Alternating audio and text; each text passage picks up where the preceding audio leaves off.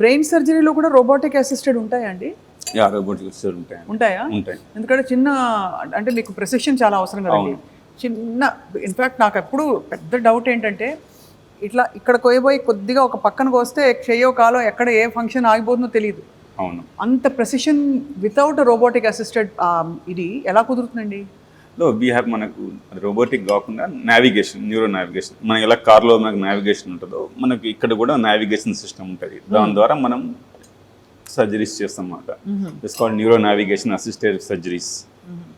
అది అసలు brain tumour అన్నది ఆ పరిస్థితి రావడానికి రూట్ మ్యాప్ ఏంటండి? అంటే ముందు హెడేక్స్ వస్తాయి వాళ్ళకి, కరెక్ట్. ఏమేమి సిమ్టమ్స్ వస్తే వాళ్ళు ఎంఆర్ఐకి వెళ్ళి లేకపోతే ఇంకేదో? చాలా మంచి క్వశ్చన్ అడిగారండి. సో బ్రెయిన్ ట్యూమర్స్ అనేటివి చాలా వరకు అంటే టూ టైప్స్ ఉంటాయి. ఒకటి బినైన్, ఇంకోటి మాలిగ్నెంట్.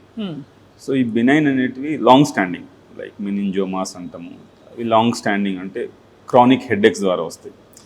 కొన్నిసార్లు దేనికోసమో స్కాన్ చేయించుకుంటే అవి బయటపడడం అనేది ఉంటుంది. ఇవి ఇన్సిడెంటల్ ట్యూమర్స్ అంటారు. ఇవి మనకు మోస్ట్ ప్రాబ్లీ హెడేక్ దాంతో ప్రజెంట్ అవుతాయి. మాలిగ్నెంట్ ట్యూమర్స్ అనేటివి సడన్గా సివియర్ హెడేక్ రావడము, ఫిట్స్, సిజర్స్ అంటాం కదా, ఫిట్స్ రావడము, సో ఇలాంటి ద్వారా ప్రజెంట్ అవుతాయి. కానీ మళ్ళీ అన్ని హెడేక్స్ బ్రెయిన్ ట్యూమర్స్ కావు. సో అదొకటి గుర్తుపెట్టుకోవాలి. అన్ని హెడేక్స్ బ్రెయిన్ ట్యూమర్స్ కావు.